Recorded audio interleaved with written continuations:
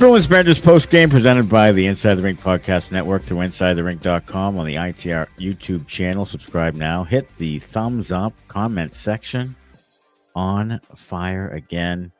We're going to get into the Benders banter later on. Presented by Evolve ABA. We have 3 ups, 3 downs. If we can find 3 ups tonight, 7-5 defeat to the Anaheim Ducks in a game where the Bruins played, I thought, extremely well for 2 periods, and then come out in the third period and get 1 shot on net for the first 11 or 12 minutes of the period. You have lost 5 in a row to that point. You come out with that third period. And there's a lot to unpack here, but that is an embarrassment of epic proportions against the Ducks team that had no interest in playing defense. 0 interest in playing defense tonight. And you still struggle to score. You come back again, and then you don't get any points out of it again because you have defensive breakdowns, turnovers, atrocious goaltending at times. It's a recipe for disaster. 6 in a row for your Boston Bruins. It's a recipe called the Boston Bruins. That's what you get. Yeah. This is what you're going to get from the Bruins most nights. Yeah. That third period, at one point, the Ducks had 2 goals and you had 1 shot. And you'd lost 5 in a row. Mm-hmm. And that was about 10. That was like 10 and a half minutes in. You had 1 shot. Mm-hmm. And they had 2 goals. Mm-hmm. It's fucking inexcusable. I mean, I don't know. I don't know how anyone that's on the fucking Bruins is associated with the Bruins survives this. Like, you shouldn't survive this. No. Like, the general manager and the fucking president shouldn't survive this. This fucking core of players shouldn't survive this. No. You can't keep running out the same fucking guys and doing the same stupid shit over and over again. Not ready to play in thirds. Bad starts. Giving up a fucking goal right after you score. You come back, you score 2 goals, amazingly, to come back and tie the game, and 30 fucking seconds later, you're behind again. 30 seconds. I mean, what the fuck? 30 seconds later. 30 seconds. Mm-hmm. You couldn't even take a sip of your fucking drink before this team coughed it up again. No. You couldn't. Job. Sorry, fucking brick top, but you're going to have to throw in some earplugs tonight because there's going to be plenty of fucking sorry Johns. Okay? I mean, fuck. That's all you either can laugh or swear at this team. There's no middle ground. There's no in between. You can't just sit on the couch and read a book and just have it on in the background and just be like, oh, look, the Bruins are on. You're either swearing at the TV and breaking shit and having blood come out your eyes and your ears, or you're laughing your ass off at how pathetic this team is. Yeah, you're laughing like a psycho in a psych ward. Yeah. Yes. You're in a fucking padded room in a straitjacket, fucking can't figure out what's going on, or you're bleeding from your eyes and screaming motherfuckers at the television because you can't believe what these assholes do time and time again. It's unbelievable. I don't think I'm optimistic anymore. Do you? You're right. Tonight I realized that they've actually gone from a really good coach down to a first-year coach, inexperienced. They got rid of a really good coach, then a decent, okay coach, and now they're on a first-year coach. And I'm thinking to myself, nothing's getting any better. And the general manager still stands there with his thumb in his ass telling you how smart he is. It's just unbelievable. The whole thing's unbelievable to me. It's just unbelievable. The bag of goods that these assholes are trying to sell Bruins fans is unreal. It's like, oh, we're gonna be a playoff team. We're gonna, we just missed last year. We had injuries. It just wasn't our year. We have the talent. We're gonna do it. And then they increase ticket prices. And then they told you. Then they told you. Sorry, John, but they told you were a fucking idiot for continuing to go at a 98% renewal rate. They told you were an idiot, and it didn't matter. So this is what they roll out there because you're going to keep going to the games. So that was the rationale behind it. Charlie Jacobs said that to you. He said that, hey, it doesn't matter. They keep going to the games. I tell you, they're going to the only way that this thing might turn the corner is if the people stop going and the place is empty. Yes. Sure, yes. And Sean Daly, who listens to us, he said that he's at the game and there were empty seats there, but they're paid for.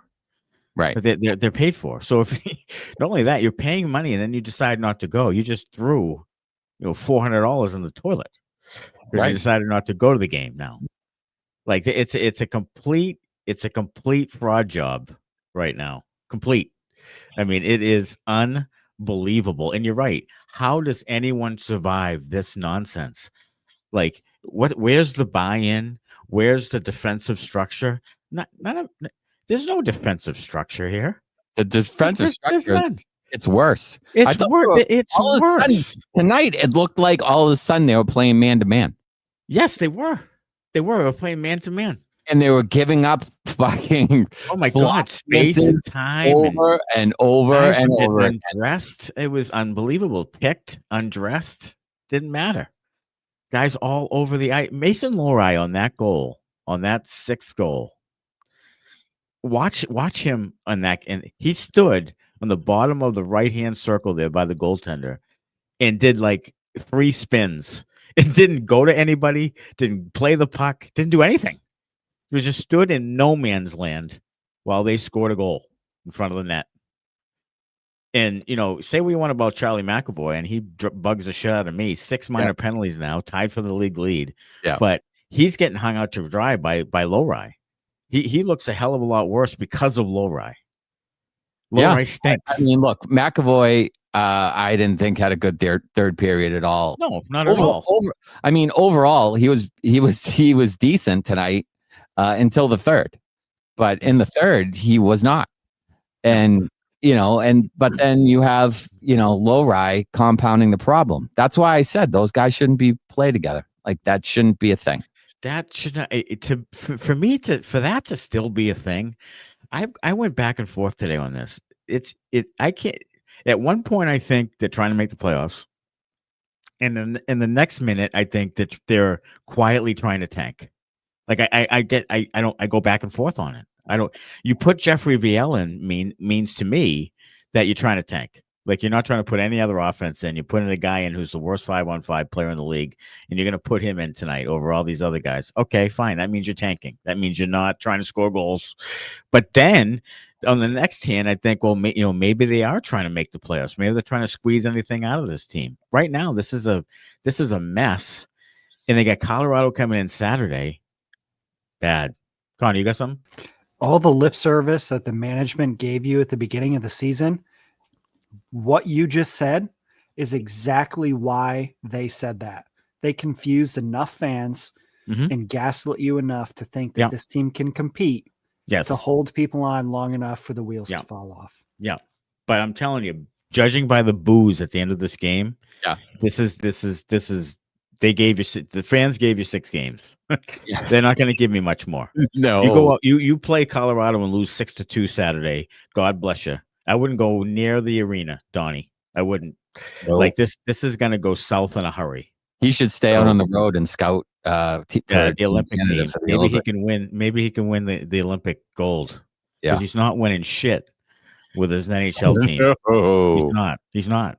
No. Tonight they start fairly well. They get a goal by Middlestat, scores again, and then they give it back. So it's 1-1. And it just seemed like, and then Korpisalo with two really, really the second and third goals Charmin soft fucking goals. Ridiculous. Like just bad goals. One through the wickets and another one where he's not even near the post. I don't even know how the hell that goes in. I mean, you can't have it. Just can't have it. No. You just can't. And then they have, and I thought Callahan played okay. He was playing a simple game. He was doing all right. He's not going to give you anything offensively. But he was doing okay. Zadorov's actually playing. I think Zadorov's playing great. I think he's tired of losing. And I think Zadorov is about to snap on someone. Yeah. I really do. I think he's agree. either in the media or on the ice or in the parking lot or whatever. I don't know. He is going to snap on someone. Maybe in his locker room on some teammates. Yes, maybe. If they keep fucking playing like that, I tell you, I'm with you. I think he's been probably their most consistent defensive player, and he's given them a little bit of offense with the rushing the puck and stuff. Oh my God, he looked like Jaromir Jagr on that goal. Like he just came barreling through with long strides, made a great little backhand feather pass, like just on time, like boom. Like that was such a great play, and it was like you just tied it. That was 25 seconds later after you pulled within one. Like that was it. Like crowd's going nuts, but you don't even have time to hug your fucking buddy. Nope. You don't even have time to they didn't even have time to announce the goal. No, they don't. They don't. They didn't have time to announce the goal. And then what do? After Anaheim goes up 6-5, then you gotta say, oh, by the way, Geekie scored from Zadorov. Woo! Yeah. And then all the drunk people in the crowd, woo! And then they say, and then fucking somebody else scored, and you're losing again. Somebody else on the other team scored, and you're screwed again. Yeah. I wish the PA guy would just come on after that and be like, "Oh my God, we suck." Yeah. Can you believe it? Fucking unbelievable. I can't fucking believe they just gave up this goal. It's 6-5 Anaheim. God damn it. I'll tell you, and all night long, I just had a feeling they were losing the game. I have this feeling now they're going to lose all the games. Like I just don't have any confidence they're going to finish off a game. I don't. So I mean, they've come back in so many games and they've not gotten 1 point from it. Like they can't even get to the overtime. They can't even get a point out of it, which is what saves you. But they can't do that. I have a question for you, and it's just, would you rather have them lose fucking 8-2 like they did last year, or be this year where it's fucking 6-3, they come back and tie it 6-6 and then lose 9. From an entertainment standpoint, I thought this was a really entertaining game. I enjoyed watching the game. I did. Yeah. But I'd rather them lose 8-2 because then that just shows you, like, Don Sweeney can't come out right now and say, like, boy, we're so close. You know what I mean? We're losing close games. We're coming back. We're showing fight. He can't say any of those things if you lose 8-2. Like if you lose 8-2, you got your head in your hand, and it's you suck, and it's over, and there's no excuse. So I'd rather them get blown out every night, honestly, because then what can they say? Like it's not working. Yeah. So that if for the health of the program and the organization and the future, I'd say get blown out because then you can't say anything. I kind of want them to lose like 11-2 on fucking Saturday. Oh my God, I want Colorado to blow like 8-0, like just crush them. And it could happen. At some point. I mean, the way they play defense in their own zone and the slot chances they're giving up, it absolutely could happen.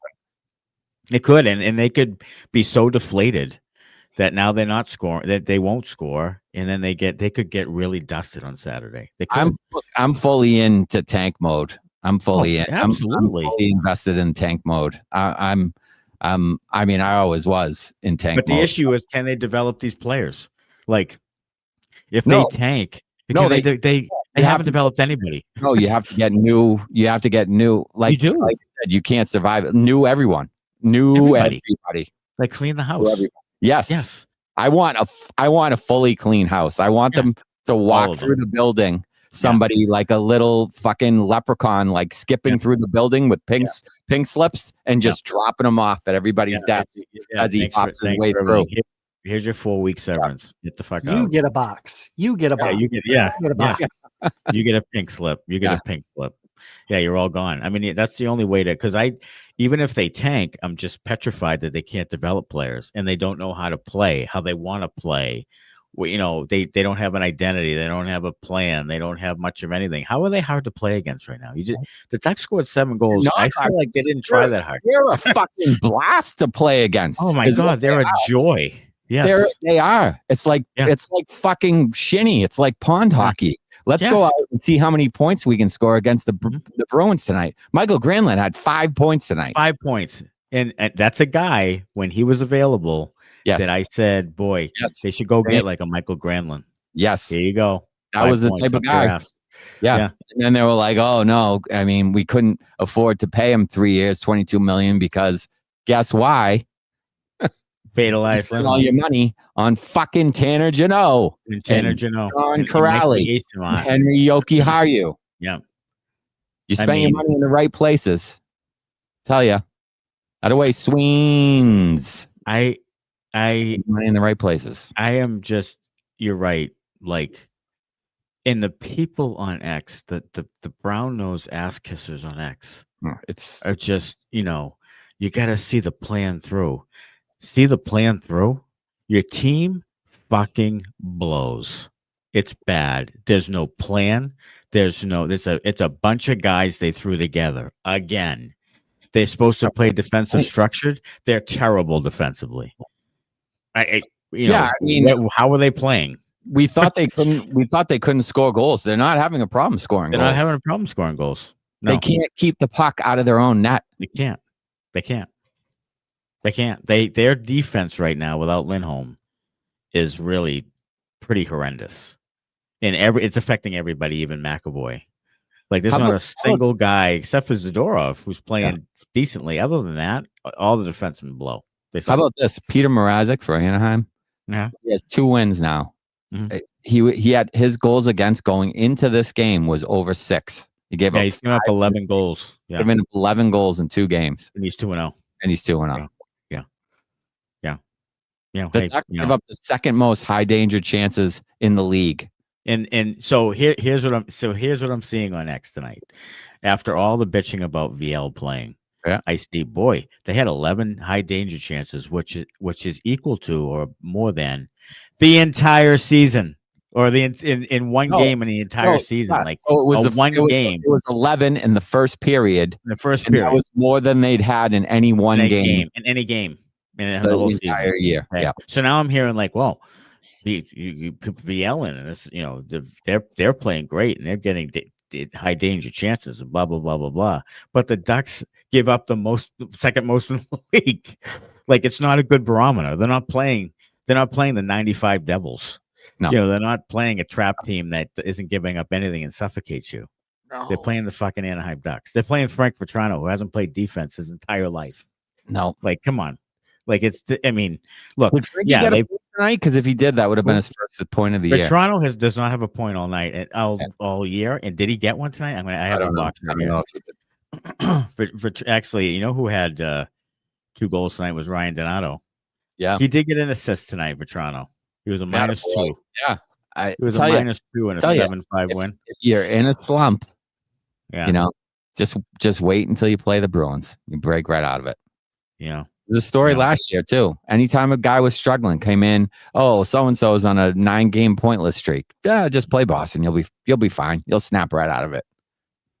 Yeah, snap right out of it. They are so the opposite of hard to play against. They are. There's no piss and vinegar. It's like ice cream and fucking chocolate chips. This team is like last year, except for they fight a little bit more and they don't quit. So, but they're the same type of thing. Poor defense. Yeah. Disjointed guys in and out of the lineup. Like, they're still the same as they were last year, except they fight a little more and they try a little more. Yeah. Okay. That's great, but we're still 7-8 games in, 9 games in. Yeah. We're 9 games in. Let's see if they still fight when it's January. and they're losing all these games. That's what I'm saying. It's not going to last. 5-3. If they get down 5-3 like that in January, are they fighting or are they going to lose 8-3? Because I think they'll lose 8-3. They will. They will. They'll start to melt. It's human nature. They'll just give up. It is human nature. Yeah. They'll give up. You're not going to keep fighting for it. We're already down. We're going to continue to not play defense and see if we can get ours. They might lose 8-5 or 12-5. They'll give up 5 more, but score a couple. And Geekie will get his 30. Great, fantastic. I'm telling you right now, you have got to limit Lohrei's minutes, or send him down, or send him to the 9th floor, or whatever the hell you need to do. But you have to do something there. He's not getting better, and this is not just in the last 5 or 6 games. This is going back to last year. He's still doing the same stupid shit, and he's not physical at all. There was a goal where he kind of, again, flips his stick one-handed at someone, and then it's in the front of the net and they score. There's no resistance from him defensively, and that's bad. Yoki Haru, same thing. Peeke hasn't been great. Defensively, you have a real problem, especially if Lindholm can't play. All right, let's get to Benders Banter. It's presented by Evolve ABA, which offers consulting services from a board-certified behavior analyst to adult day programs, residences, schools, and even businesses using the principles of applied behavior analysis. Evolve ABA is also pleased to offer staff training and collaboration with parents of children with autism and other special needs wishing to learn more about the science of applied behavior analysis. To learn more about Evolve ABA, call Sean Daly at 774-823-5016 or visit evolveaba.net. First one up, Odysseys, who was on about 5:30 today, full of piss and vinegar. You talk about piss and vinegar, Odysseys has it. Okay. I'm going to play devil's advocate here. I heard S&M's point about, what is that? I don't know what that is. What is that? To the main team. Let's put ourselves Harvard man's shoes here. He only really wants the kids to step up a gear. Yeah, I mean that's probably what it is. But there's some guys on the team right now who aren't stepping up any gears. That's my issue. Is that it's not like you've got all these guys playing great. Is he talking about the Providence Bruins? Is that he's talking about Poitras and all those guys, bringing them up. The problem is that you're not setting the same guys on your team to the same standard because they're playing like a-holes. So that there's some of them who don't do much of anything. Arvidsson can go. He can go. How many shots is he going to fucking foul off? He fouls them up. He can't handle it. But one time he was dead center. I mean, dead center cock shot to the fucking goalie. And he fumbles it. Kicks it to his stick for some reason because he fumbled it. Had to kick it to his stick and then pops it up, hits it with his glove into the net, and then tries to argue he didn't hit it with his glove. Victor, get your Victor, Victor. Well, and earlier, somebody sets him up. I think it was Middlestad, maybe sets him up for a really nice, high spot pass for a 1-T that he fouls off and then fucking takes a penalty because he was trying to get the puck back, and then he scored.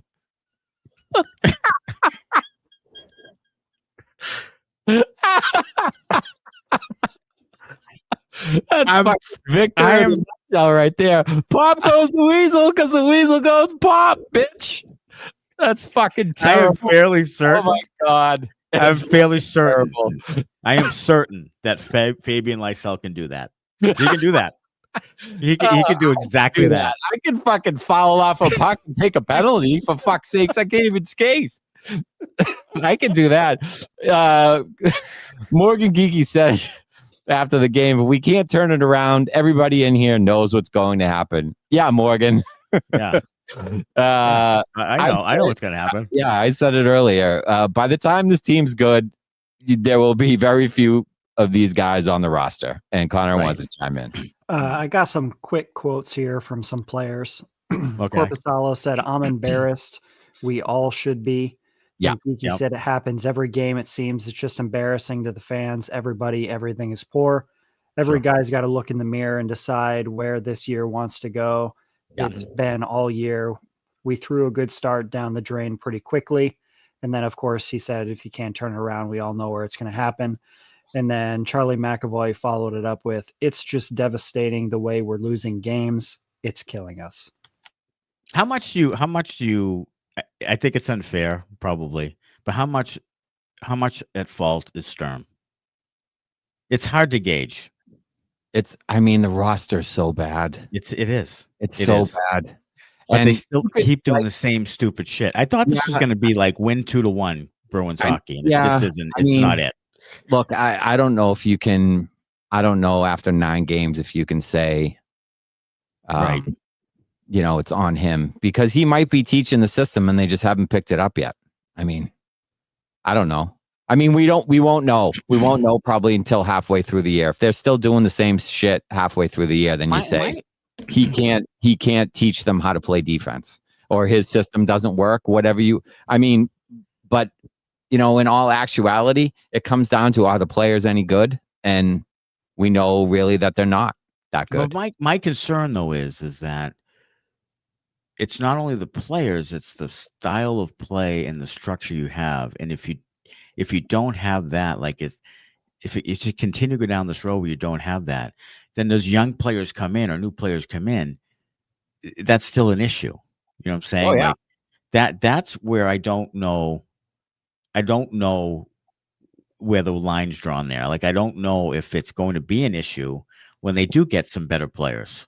Like, that's the thing. I don't know. Well, right now it looks like a mangled mess. I don't think he's going to be around when they get better players. Yeah, I think he's taking one for the team. He thinks he's in it for the long haul. I think he's taking it for the team. He might be, and maybe Sweeney gave him, when he took the job, a little bit of, this might be a rough one.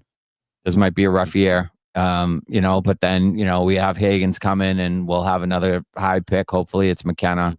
We had a move we could have made in the offseason that didn't come to fruition.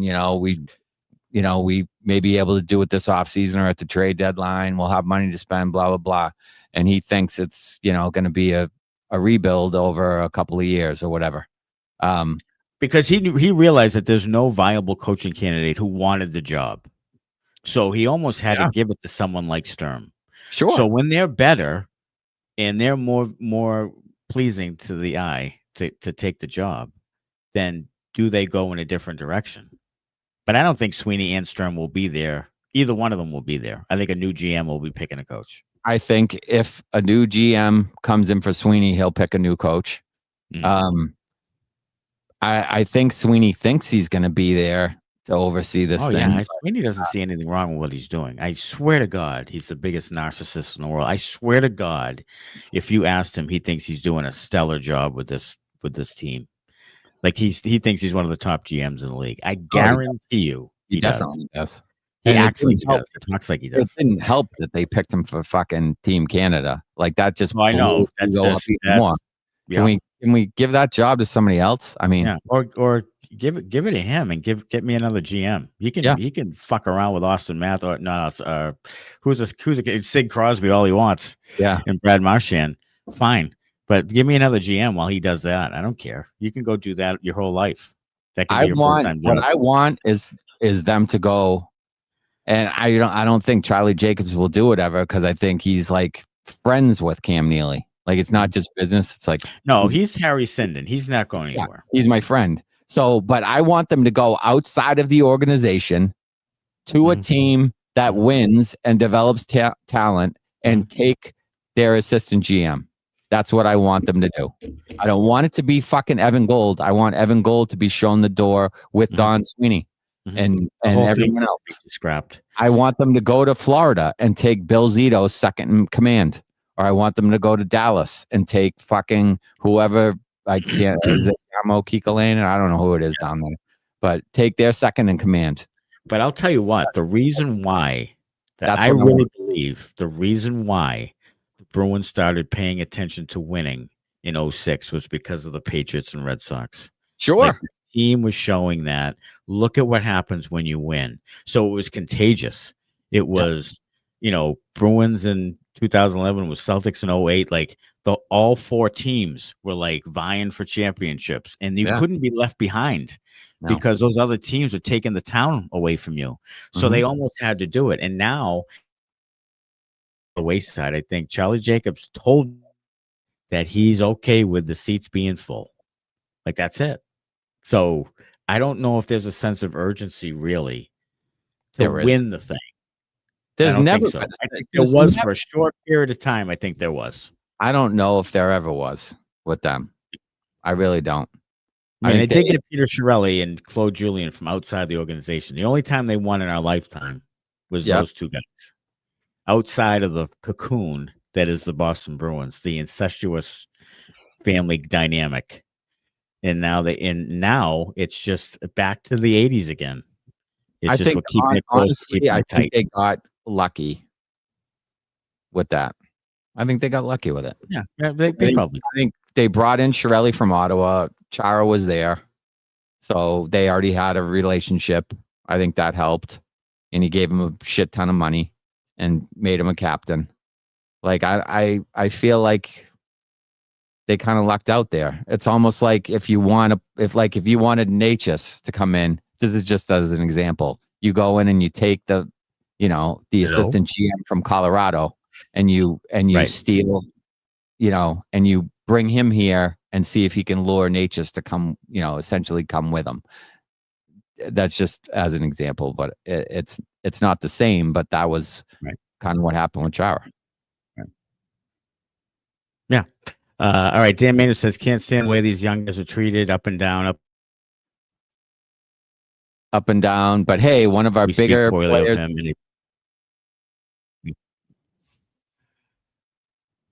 Yeah, I might have to do these. All right. I think Odyssey says, I think the organization is without direction. There was 10 to 15 years where there wasn't much room for player development while contending year in, year out. Now suddenly you need to develop and fast. Yes, you do need to develop and fast. The organization is without direction. It has been without direction. Sweeney has been an issue. Connor is pointing at me and gesturing vehemently. Hey, look, it's Connor.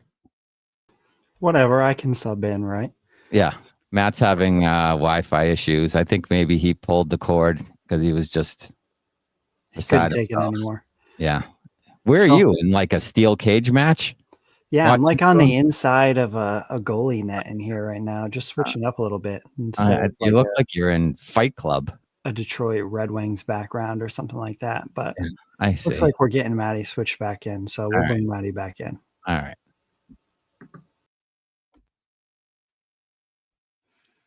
He's alive. I'll tell you what. This night's just not cutting it right now. This night isn't for the weak of heart. You got to be a fucking. My lights in my room right now are going absolutely bonkers.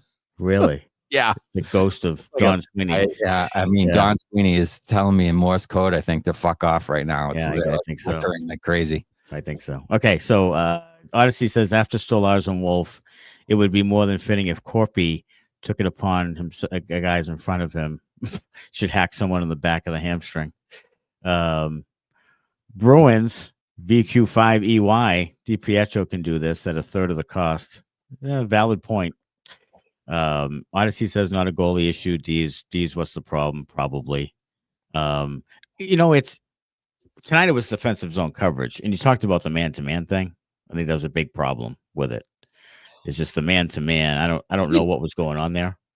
Why do you change your system? That shows the inexperience of Sturm there, and that might be.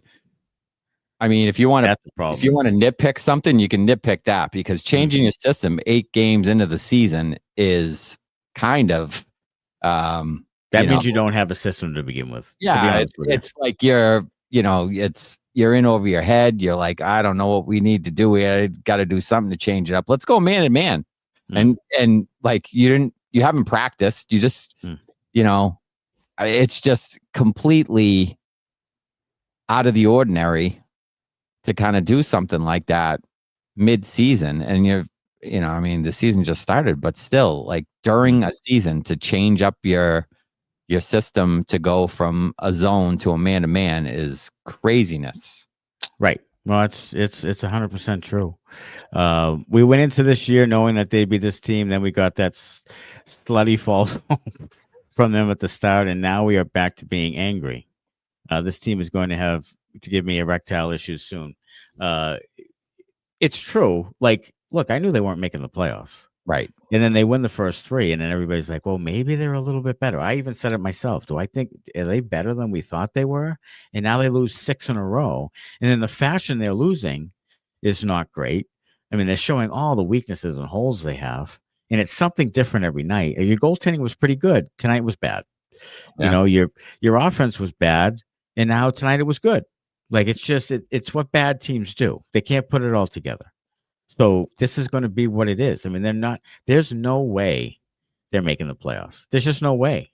No. Unless there's some miraculous turnaround or some moment that happens that changes the thing, it's just not happening. So you're going to get your wish. You're going to get Lohrei. And I don't know what that's going to look like. And you're going to have 2 first-round picks. I don't know if you'll make them both. So, we'll see what happens. I don't know. They are consistently inconsistent and will be all year. They are. Our slot is as wide open as Debbie in Dallas, says Zach Haste, for sure. Yes. Thought they might pull this one out, says Dark Davey. We need the Fire Sweeney's chance to start, and they will. Because tonight there was some booing at the end. Yeah. You bet your ass that there's going to be some Sweeney chance if Saturday doesn't go well. It's going to start. Yeah, I would say it probably will start as early as Saturday. If it's if that thing gets ugly, you'll start hearing that in the second and third period. I would imagine. No doubt. Zane Cribbins, defense was awful, goaltending was awful. We can't be losing games when we score 5 goals. That's very true. Like, we thought this was going to be a 2-1, 3-2. That's how you have to win, and they just aren't playing that way. Like, they're scoring, but it's a more wide open game. And I don't think people aren't fearful, like you just said. Like, people aren't fearful of them. People are skating around like, this is great. We have all sorts of space, all sorts of chances. And then they have more talented players, so they bury those chances a little bit more. And that's what you're getting. Carb Pasta says, I don't understand how a defensive structure could be forgotten after the first 3 games. There was buy-in, Carb. There was buy-in at one point. If you told me through the first 9 games that the Bruins would have 32 goals, I would say they would be above 500. Yes. They would probably be 6-3 rather than 3-6, in my opinion. Yeah. No doubt. And I'd be pleasantly surprised. But they're 3-6. Yep. Yeah. So scoring is not the problem. Is a 793 save percentage good, says DKJ Perry 1. Yeah. Well. Look. The second and third goals were Sharman soft. They were. Soft. They were. Oh, my goodness, yes. Third period kills this team, says Dark Davey. Too many losses tied or leading in the third already. The Nicholas, what's with McAvoy? Oh, my God. McAvoy just does some dumb things. And they even said in the broadcast, like, McAvoy was talking about the penalties, and we can't keep doing that, shooting ourselves in the foot. Asshole, you're taking the most minor penalties. He said Brick actually said that McAvoy pointed to himself, or Sherrod. So you did it again. I'm part of the problem. See, to me, like, it's like the Chris Sale thing with the Red Sox. You keep telling me how you're screwing up. Right. Stop screwing up.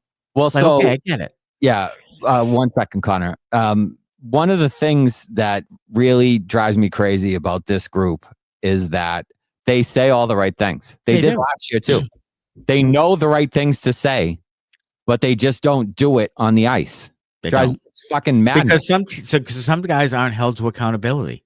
Yeah. Some guys just aren't. They keep fucking with the 4th line guys and Hustinov and Beecher and in and out, but they don't. They benched Middlestat for a game, but he's a newer player. Like, they don't do it with the McAvoys and the Pastrnaks and the guys who just fuck around on a given night. They don't do that with them. There's so much freedom with some of those guys that they just aren't worried about losing time. No. They should don't. be. They should be. They should. They should. I said that last year. The accountability is not there. Like they need someone to hold these guys accountable. All of them. Not some guys, not the fourth line guys, not the rookies, everybody. You got something to say, Connor?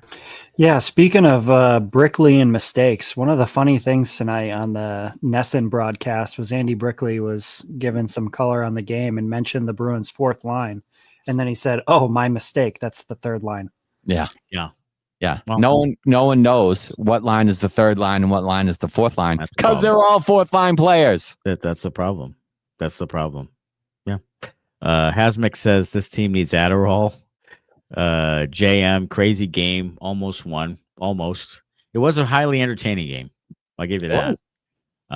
Nicholas says Corpse couldn't stop a beach ball. Mick Rack 10. Can we fire Chris Kelly and Jay Leach as a staff? That's the thing. Even the assistant coaches have no accountability. They can stay as long as they fucking want. This is the resort, the country club that is Boston Bruins. Like, I don't know. How can this be fixed? Says Dylan Donald. It's a valid question. How is it fixed? You got to blow it all the way up. You do. You have to stop this, reload, and really say rebuild. And here's another case of this, and organizations do this all the time. If you were transparent and said last offseason, look, we got James Higgins, we have to rebuild. We have to get a couple of more first-round picks, add some more, get some talent, young talent, develop it better. Yeah. We have to go that route. Your fans would still stay there, especially Bruins fans. Yes. They would appreciate the transparency. They would still watch. They'd still go to the games, and they would be anticipating you getting better with younger talent. But instead, you're playing this bullshit PR stunt, and you're feeding them a line of bullshit, and it looks worse that way. Why they do that, I have no idea. I don't get it either. And I've said it a million times. It's the accountability piece. Like a guy that says, blames other people for his mistakes. Just say you fucked up. Own it. If Sweeney and Neely just owned it and said, look, we missed on the 15 draft. It cost us some years. It cost us a championship, whatever. Yeah. Like, if you own that shit, people can't keep coming back at you with it. They can't. Because you already said we fucked up. You said it. They can't pile on and pile on and pile on. If they would respect that more. Yeah. And the fans here are knowledgeable enough that they understand where you're at. They understand where the team's at. That's why when you say, "Oh, we're going to be a playoff team, we're close, a couple of moves," they know you're lying. They know you are. Mm-hmm. So they know you are. So now they're more pissed. Right. You're lying to them. Just give them the fucking straight answer. Yes. And say we're going to rebuild. Say we're going to have a team full of piss and vinegar. We're going to compete our asses off, and we're going to try to win more than we lose. Yes. And the fans will get behind that because they want to. They want to see you fucking fight and scrap and battle and all that shit. And they would be behind it. They would. They love the underdog here. Yeah. Love the underdog. But instead, you get the 11%. We're reloading. We're going to be there. We're going to, make the playoffs next year. Piss and vinegar. We're going to score by committee. I mean, he's a fucking corporate marketing. He is. And in Boston, you can't pull that. The Red Sox try to pull it. Even the Patriots try to pull it. You can't do that. We get it. We know.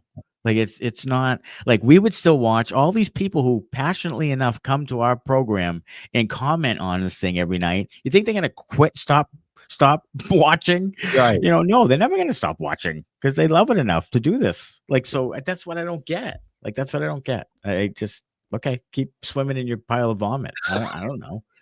Like, yeah, but anyways, Pluto says we suck. It's perfect analysis. We do. Yeah. Across the board, it's not just on the ice; it's off the ice. It's the whole fucking program that sucks. That's why they need a complete enema. Everybody needs to go.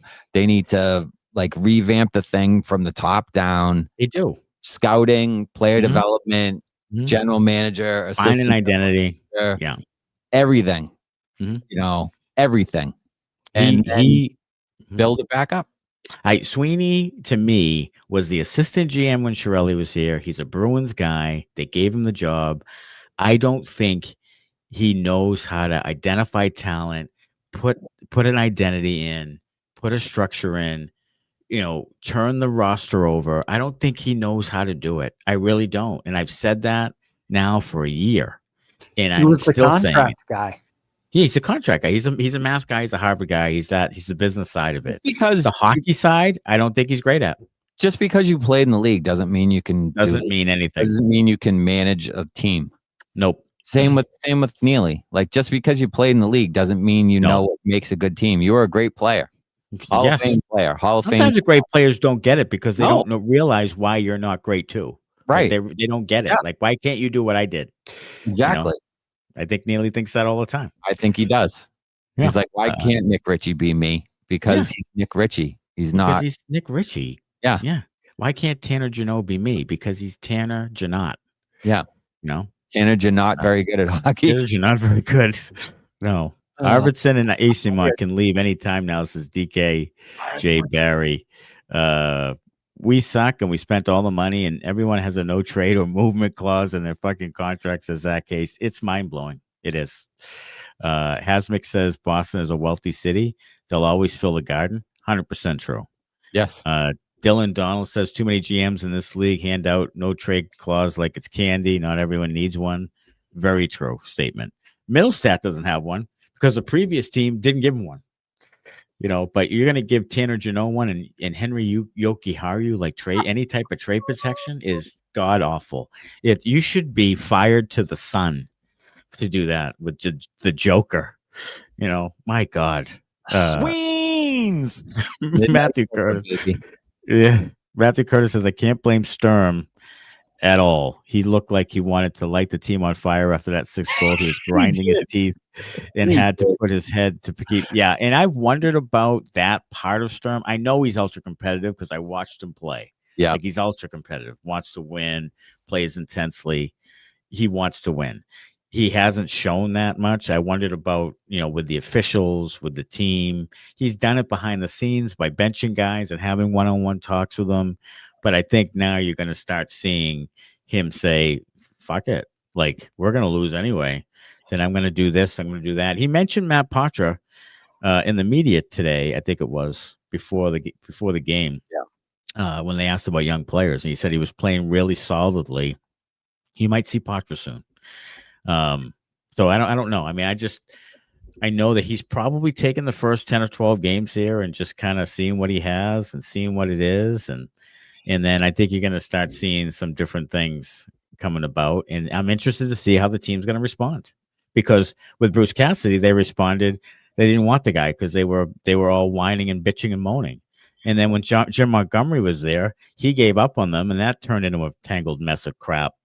And they don't have a captain because no one shows enough leadership to be named a captain, if you can believe it. Like, it's just, I don't know. I think the whole operation is just a complete mess right now. Cam Berger, master plan, score a goal and send out our PK units. Yeah, I think that's probably true. Claude would put the fourth line out after either scoring a goal or giving one up. Non-event hockey, keep momentum or change momentum. The vulnerable minute kills this team. The Jack Edwards vulnerable minute. It's Ty Anderson posted it about the leads they give up and the quick goals they give up within 6 minutes. I think it was like 7 times or something. 7 times, but that was through the 2-2. So that was 2-2. So it happened a couple more times. Yeah. It's been like 9 times. Yeah, it's been 8 or 9 times, and we've only played 9 games. 9 games, one time. It averages 1 time a game. Yes. So another thing from Sturm here. This is from Ty Anderson. Sturm said, guys are committed. Guys are working extremely hard. Most of the guys. Some of the guys have to pick it up. And Ty Anderson got a actual good follow-up question here. Thank you, Ty. And he asked him how long he'll give the guys who aren't buying in / working harder to fix that before making drastic changes. And Sturm said There's not many changes I can make. Let's be honest. Pew pew. Shots fired at you, Mr. Sweeney. Wow. Yes, sir. This is what That is something. That's some meat on the bone, Marco. Yeah, God bless you. Marco. Now He's not going to sit around and just get fucking run over. He's not. So if Sweeney's the one calling the shots and who's going to be down in Providence and who's going to be up here, he's going to let people know about it. And I don't think they can. Honestly, I don't think they can fire Sturm. I don't think they could fire Sturm because they could fire another coach. They could, fire him, but you look like a complete asshole if you fire 3 coaches. Well, they are assholes. Let's cut to the chase and get that fucking right out of the way. That's an interesting quote. Like that's pretty bold of him to say. Like that's pretty bold. So that he's basically saying Sweeney doesn't want me to play the young guys, and there's no other place I can go. He gave me this fucking cast of characters. Like there's no other place I can go. He's right. Counts. He's right. Yeah, and now he's figuring that out. I wonder what they say to him. I wonder if they say all the right things, and then when the program begins, it changes because that can happen. Like you can say, "Oh yeah, Marco, we got to develop young players. We're going to give them a chance, and we're gonna, we have to start implementing and start. There has to be a few of these players have to become good NHL players. Okay, yeah.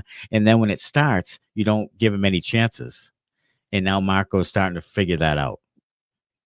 Maybe, yeah, it's probably why other people turn the job down. Yes, or wouldn't interview.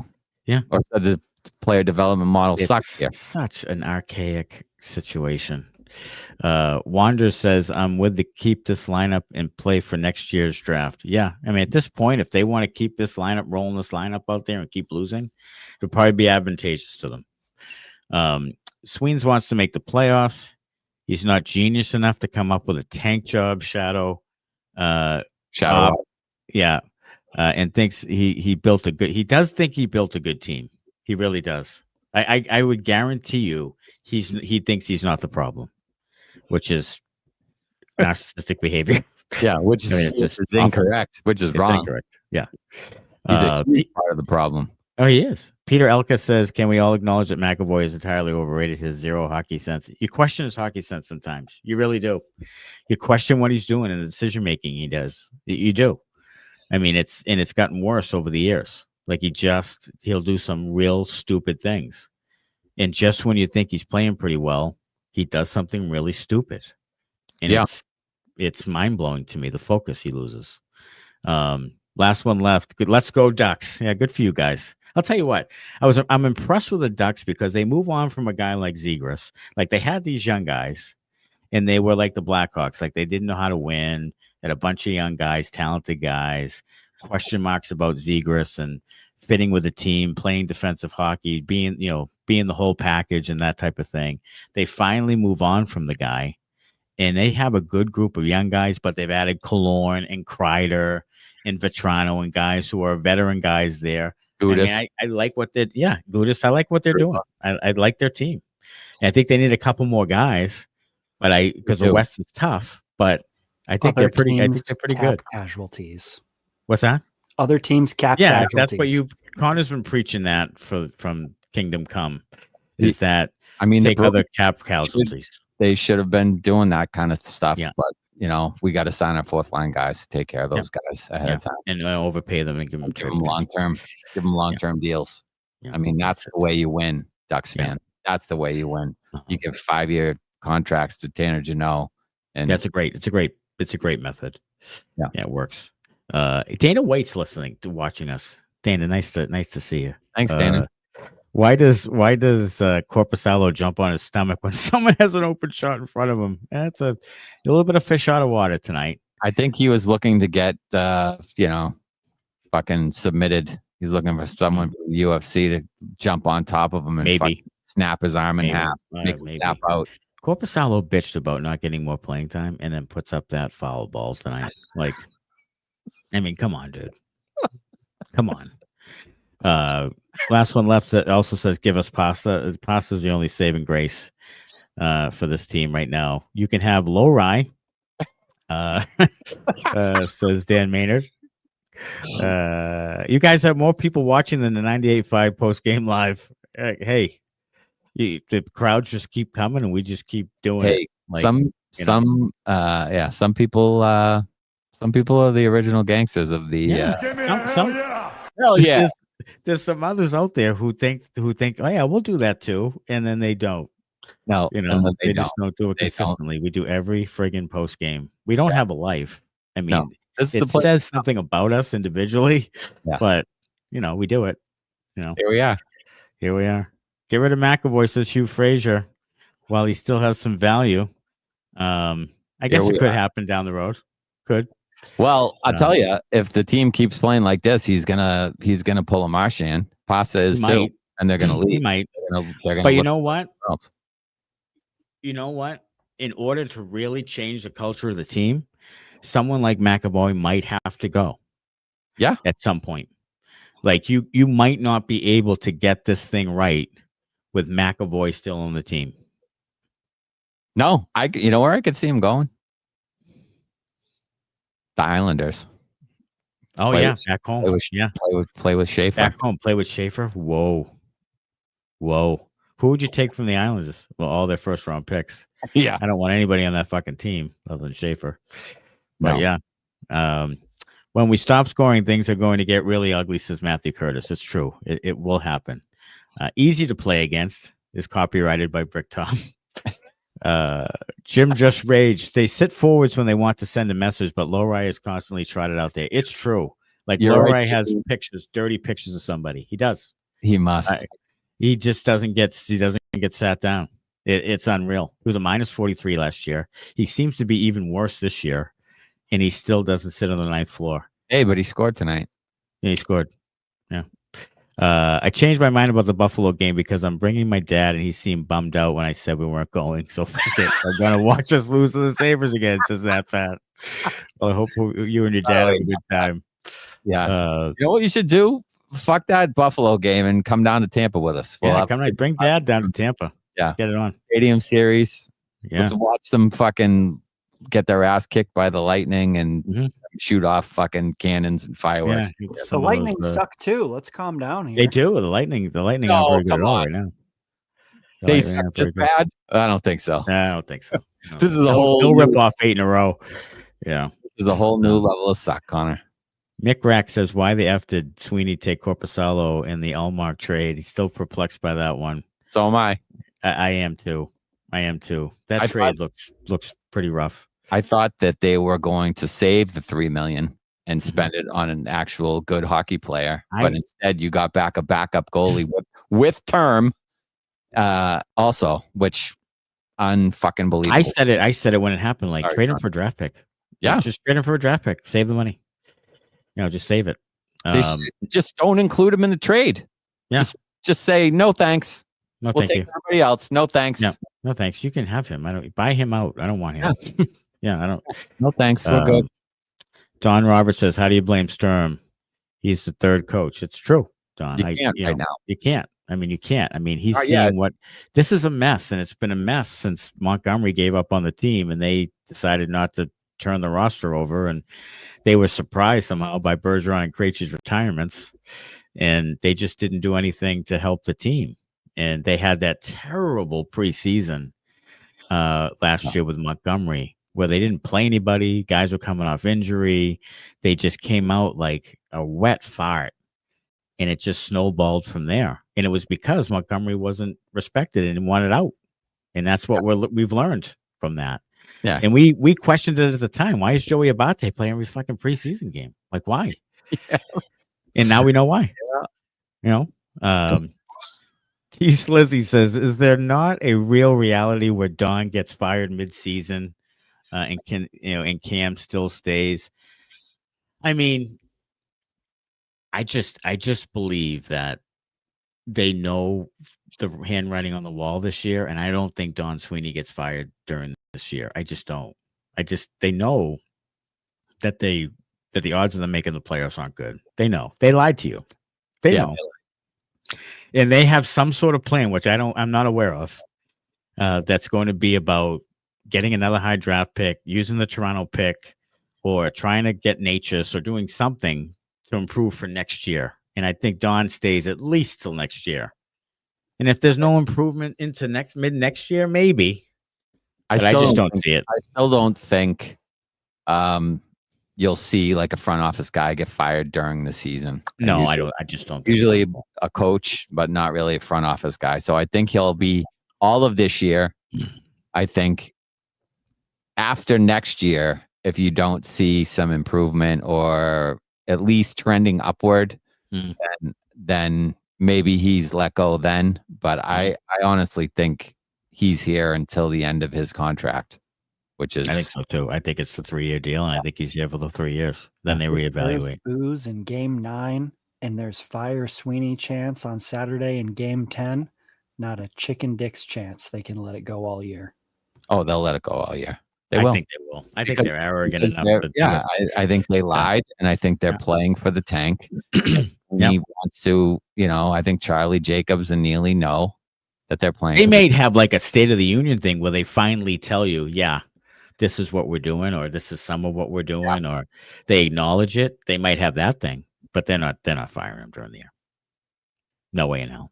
No, he'll come out and he'll do the contrite.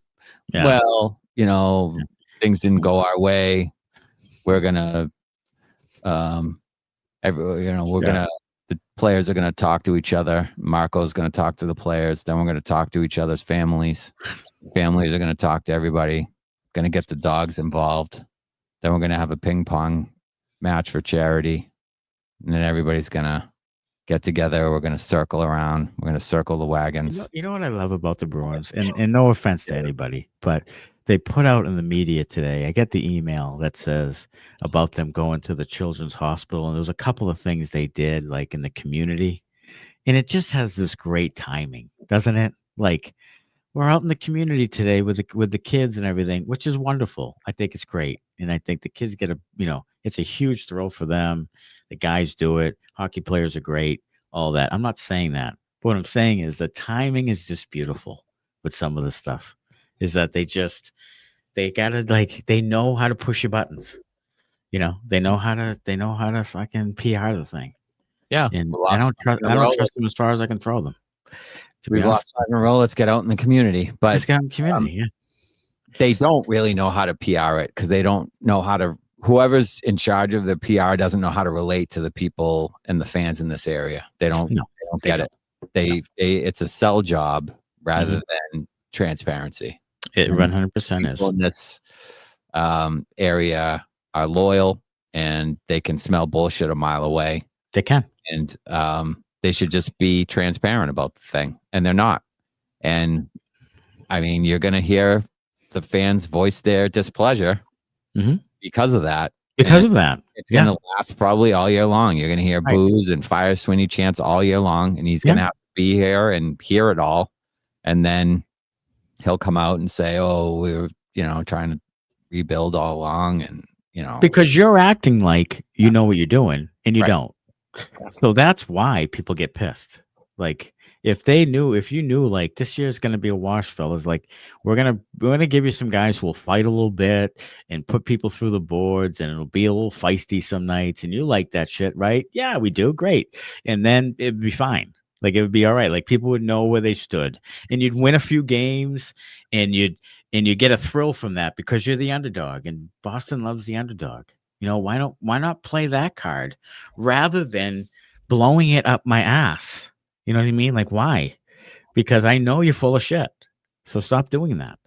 Like it just that's what drives me more nuts. It does. The way they're running this team, the structure, the changing of coaches, changing of lines, culture, it's like a child playing Mortal Kombat and button mashing to try to win. Yeah. I mean, it is. It's just, Jim Just Rage. They still sell seats and have a 12,000 person wait list. I know Charlie told me for season tickets. They don't care about winning. They don't care about the ultimate win. They just want to get to the playoffs if they can. Get you a couple more ticket gates, jack those up, buy some more shirts. We'll change the logo again next year. And you're going to buy another one. Yeah, they're gonna get me because I'm probably gonna buy one of those fucking white road jerseys. Yeah, I mean, shit. Because they tickled my fucking fancy because I grew up with those jerseys. I know. So now I want one. You know what I mean? They know what they're doing. Sure they do. They're not stupid. Jeff Gordon says Jeff Gordon built the cup-winning Bruins in about 4 months. Says DKJ Barry won. $5 from Cinderella Man. Was worried winning first three games. Now I'm excited. Why would you want this team to win? Choo choo. All aboard the tank train. Yes, I'm with sir. you. Can I hop on there? I'm with you. Cinderella Man. That's one of your favorite movies. That is my favorite movie of all time. Russell Crowe, James J. Braddock. It gets me in the feels. And the scene that gets me in the feels is when he's fighting Max Baer and he's in the ring by himself waiting for Max Baer to come, and it's dead silent, and someone yells out, "You can do it, Jimmy!" And the place goes nuts. It friggin' God, it just chills up my spine every friggin' time. And look, if the Bruins embrace the fucking Cinderella aspect of this thing, underdogs, they'd have the fucking Garden crowd behind them like that. But instead, they're booing the guy because he told them to make the fucking playoffs. Yeah, because this is how they're going to win, and we're going to be fine. We're going to be competitive. Oh, fucking Christ. Bitch. I don't know. McCrack, every goal we give up is within 2 minutes of us scoring. I've never seen anything like it. It's crazy. In fact, in our group text tonight, Smitty was like, "This is unfucking believable." Like, it's just like, it's unfucking believable. Yeah. It's crazy. And I knew it was happening. I knew they were going to score. Like, I just had this feeling like they're going to score. Nat Pat says, "I'll scream my lungs out Thursday to get a fire Sweeney chant going." Let's do it. Absolutely. I swear on you, Nat Pat. Yes. You are the hero we need. You do that. Odyssey says, "New GM, take calls from McAvoy and Swayman." I'm with you. Yeah. This is a great post game. I'm laughing, says McCrack. Sweeney is the quintessential lie to your face to get you in the door guy. He is marketing 101, PR guy. No one holds a candle to you, gentlemen. Dan Maynard says, "The only thing keeping me in the game right now is this pod and the community and Smitty's tantrums." I'll tell you what, and this is honest to God, we do much better when they lose. I mean, that's the positive of it. Like when they lose, like tonight, I'm like, this is going to be fire tonight. It is, and it is. I mean, the numbers are through the roof. I mean, it's going to be fire. The Ghost of Lincoln. It's a great draft class. We knew they would embrace the tank and hope Pasta wants to be here through it. Excellent point. Yeah. Excellent point. That's, I mean, look, I mean, we've talked about the transparency part and how if you didn't lie to fans and you were honest with them about what you were trying to do with the rebuild, the only part you worry about there is, does that play in the locker room? Does that play with a guy like Pastrnak? If you're like, well, we're going to rebuild for a few years. He's looking around saying, rebuild for a few years. What the fuck? I'm in my prime. Yeah. So there's a balancing act there that you have to weigh. Yeah. Like, do you lie to the fans or do you lie to Pastrnak? Right. You know, and it's kind of one or the other. And right now they're choosing the fans. I'm with you. We'll see how long Pasta lasts through it. At some point, he's going to look around and be like, I wasted a few years on a shitty team. They said we were going to turn it around and we haven't yet. What the fuck is going on? And then it might be too late to salvage that thing. And he's going to end up, pulling a Marchand and looking elsewhere. They have to develop some players because they can't just piece the thing together with a bunch of guys from other teams. They can't do it. They can't sustain that way. I mean, they just can't do it. Craig will leave with a really good point that I said today in the text to these guys. Give Zadorov a little bit of time on the PP. Like if he's rushing the puck like that and aggressive offensively and playing with that kind of piss and vinegar, so to speak, like give him some time on the PP. Why not? I would put him on the power play instead of Jokiharju. Tell you that much. Yes. Jokiharju. What was it? Yoki, where are you? Yoki, where are you? Oh Yoki, my God. Where are you? Oh, Jesus. Matthew Curtis is here for the piss and vinegar. Not in front of the fucking front of the net, that's for sure. No, he's not anywhere near there. No, God, no. He just wants to beaver tap his way to. I mean, we all do, but for Christ's sake. Yeah. All right, 3 up, 3 down. I'm just gonna pull this out of my ass. Number 3, I'll give it. You know what? I'll give it to Zadorov. I think he's playing really well. It was a little bit of a scare there when he went into the boards and had a hard time getting up. Number 3 for Zadorov? Yeah, I'm gonna go 3 for Zadorov. Yeah, okay. I'll go 3. 2. Right. I like. Geeks had 2 goals. Okay. All right. He's 3 goals in 2 games now. He seems to be back at it. Doing pretty well. And number 1 are all you folks. Coming to this pod and just crushing it. I mean, the comment screen. It's 5:30, and there's already comments. It's just like it's like the pregame. Right now. Yeah, we are, of course, but it's totally genuine. I'm just like Donnie Sweeney. I'm not like Donnie Sweeney. I'm genuine. Damn it. Yeah. Genuine. We're genuinely happy you're here. Yeah. Yeah. Oh, we're doing downs now. I got to do downs. Everybody sucks. No. All right. Let's see. Number 3 we'll give to McAvoy because I thought he was trash in the third period. Even though he was decent early on.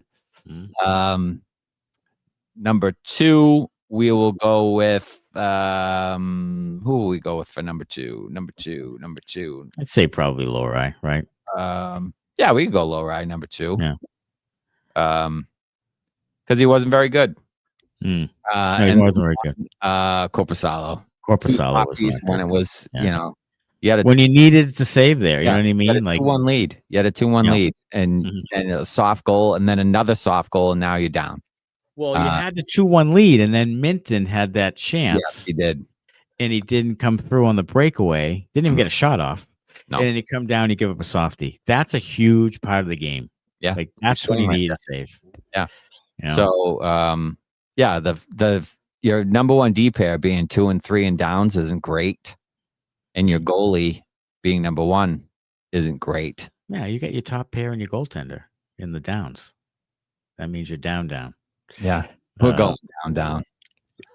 Jonesy, who is now Ramamania. Jonesy says drafting would go better if Sweens used Chat GPT instead. I think he might should throw it in there. He should do that, and he should also just follow Central Scouting for the love of fucking Christ. Yeah, I mean just do that. Here's another bone to pick before we leave. Is that I saw on X someone with the ball washing Sweeney. And being on the side of the Bruins and all that stuff and talking about how he really it was Judge Surratt. He was on a radio show today and he said something, well, they really haven't had a lot of draft picks to make. And I can't stand that narrative anymore.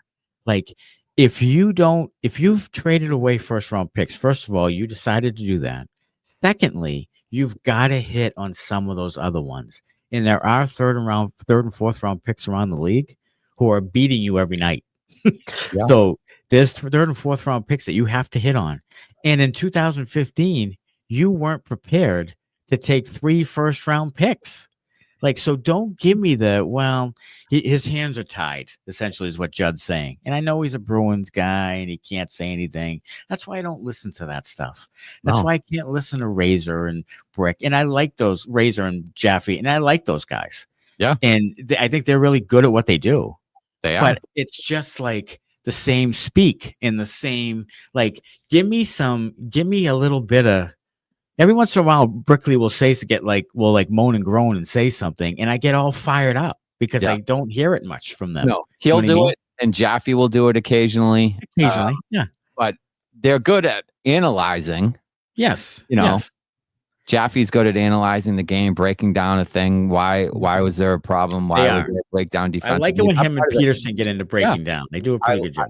I like that stuff. But if you're going for opinion about the team, go somewhere else. Go somewhere else. And you know where to come, right? It'll be right here, right, Connor? Right here, baby. If you guys want to get the authentic opinion, you come to the Bruins Benders post-game show. Yeah. For all the people in here tonight that are new, hop in the comments, say hi. Yes. Say hi. Happy family. Yes. And everybody in here, send the link to your friends. You know what's one of the best things too? Send it out. Come Yes, join us on absolutely. Saturday Send it night. out. Yes. And one of the best things is that a lot of these guys are like making friends with each other, which is wicked cool. Yeah. It's They're in here fantastic. talking before the game, like, and during the game to each other. Like, it's really cool. It's a cool little community we got is. going on here. It You is. know, and you know what? I still believe that we're fair. Like, it's not like we just come and bitch and moan all the time. We bitch and moan all the time right now because it's warranted. Yeah. Like when they were pretty good, we were talking about how good they were. We were like, if they're good, if they do good things, we'll call it out. It's not that we're not just here like hammerheads, like just trying to. I want them to win. I'd rather them win. Yeah, you know. Go back and listen to our episodes when they were actually good. Yeah, we were analyzing that, breaking that down, saying how great they were. Yeah, yeah, that was. You know, we were on it, but right now there's not a lot to be positive about. No, there isn't. Victoria says Sweens would do better by closing his eyes and pointing. Yeah. Like I said, like central scouting, just take the list. Okay, these guys are gone. Who's the next guy? Pin the tail on the donkey. Yeah. Like just take that guy. I haven't even talked to him, but take him. You know what I mean? That's the guy. I think I'd like them to take. I have a couple of guys in mind. First of all, I wouldn't mind them taking, obviously, McKenna's the guy, but if they can't, like the defenseman, there's 3 left wings like projected in the top like 8. They could really use a left wing who could score and play.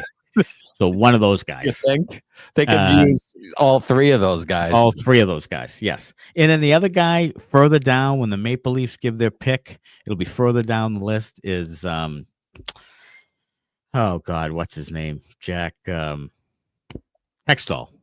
Jack Hextall's down the list. He's like in the 25 to 28 range.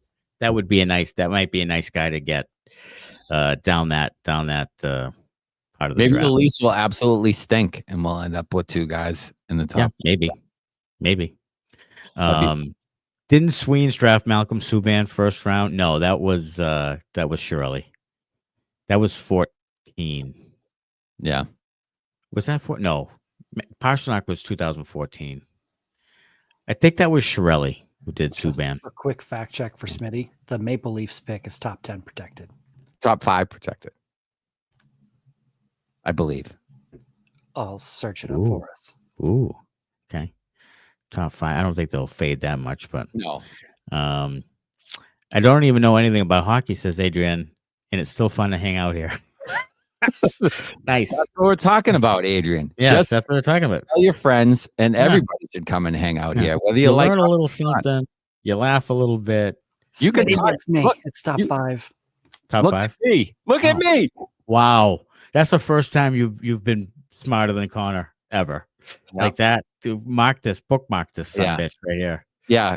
Can we clip that, Connor? Or are you gonna magic? Absolutely not.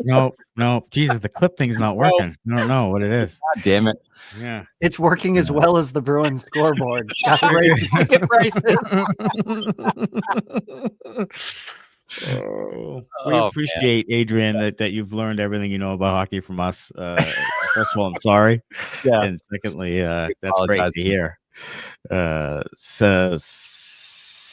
Severed soul for you. Is it wrong to that's what you watching the Bruins? I think you changed it tonight to severed soul. Is it wrong to love shitting on your team more than complimenting him? It's called Bruins. Yeah, absolutely. Yeah. That's what I'm saying. This is where we're at. This is my former Bruins news, says Kat. It's nice to see some new handles in there. It's nice. It is. Well, Saturday is the next one. That's the Colorado Avalanche, which it could be an avalanche of sorts in October here at TD Garden. 3:00 start, so we'll be on about 5:45, 6 o'clock or so. So it'll be an early Saturday night. We'll get a lather going. Why don't we get some sips going at about 6 o'clock Saturday? Get going, and then dinner time sips. Then we just get hammered afterwards. Just complete the process. Sounds like a plan to me. You can't run out of here without the predictions. Not again. Oh, prediction for the Colorado Avalanche. What was it in Colorado? 4-5-1, 5-2, 6-2? No, it was 4-1. 4-1. Yeah. 6-2. 6-2 Colorado. 6-2 Colorado. Goal scorers are I think Geekie gets another one, and I'll go Middlestat again. Little hot streak against a former team. Okay, little hot streak for Casey. All right, I'm going to go 4-0 Avs. I'm going to go. This is a big goose egg. You only think they're giving this is 4? Letdown City, huh? You only think they're giving up 4? 4-0. Yeah, Swayman's in that 4-0. Yeah. Okay. 4-0. I don't. I think Saturday is where offensively they stall out. They start feeling a little bit sorry for themselves. They've lost 6 in a row. They're playing a really good team with a lot of speed, transition. Yeah. I just think that the Bruins will not find the same open ice Saturday. And I think this is the game where they really struggle offensively. And Avalanche just are too talented, and it's a 4-0 loss. And it's 7 in a row, and the Boo Birds are out, and the fuck Sweeney chants are out, and all that stuff. Yeah, Nat Pat's going to make sure of that. Yeah, I am a Debbie Downer. Nat Pat's going to make sure that the fuck Sweeney chants are fires. Yes, Nat Pat's going to be all over the fuck Sweeney chants. You know, he's going to make a Bruins Benders sign. Yeah. We should be we know what we need to be. We need to be the villains on the Bruins organization. Like, we need to be the guys who start the whole process of I mean, we are already. We are, but once people find out, more and more people find out, like, we're going to be the shit stirrers who causes the changes. Where it's a revolution of sorts. It's a revolution, and it's starting on YouTube. Yeah, I did. Right. Starts on YouTube for all the youngsters out there. All right, so Bruins lose tonight, 7-5. It's a privilege to have everybody here. The comments were moving, the numbers were soaring. This is really appreciate you all. We do. We really do. I'll tell you what, we've done. This is our 5th season doing it. Not the post games. The second-ish time doing it, and the reason why we continue to do it is because you guys are in here, and absolutely, the interactive piece. Like, if it was just us talking to each other, we'd get so sick of this that we'd probably just wrap the thing up. But because you guys are here, it's been great. So we appreciate that. And we'll do it again Saturday. Get some merch, 20% off. Sorry, John. I'm wearing some merch right now. Boom, boom. Yeah. Hey, and chat with us on X. Bender's long sleeve on. That's a beauty. Like, that shirt is that's pleasure. It's too pretty. Really nice. No discount on that one. It's too pretty. Yeah, too pretty. No discount. They'll be like, how come the freaking code's not working? Yeah. Connor's behind the controls there. You can send him an email. Yeah. Hey, send us an email. Interact with us on X. You know, send us some shout outs and send we're us tweeting during the games. Questions. We'll be there on X. Yeah.